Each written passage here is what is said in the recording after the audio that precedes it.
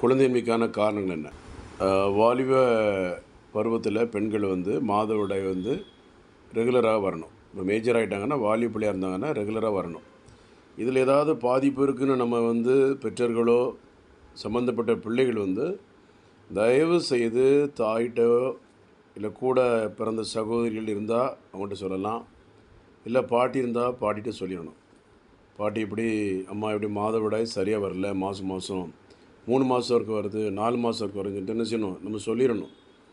ஏன்னா இந்த சம்மந்தப்பட்ட பிரச்சனைகளை நம்ம மறைச்சிட்டோம்னா அது பின்னால் எதிர்காலத்தில் நமக்கு குழந்தையின்மை பிரச்சனையை சில நேரங்களில் ஏற்படுத்திடும். ரத்தத்தில் ஹார்மோன் பாதிப்பு இருந்தால் கூட பிரச்சனை வரலாம்.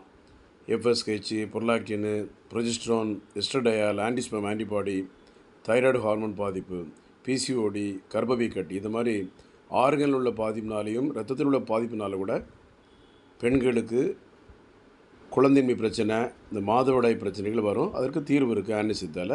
கவலைப்படாதீங்க. Doctor Johnson, Chennai, Kodambakkam. நன்றி.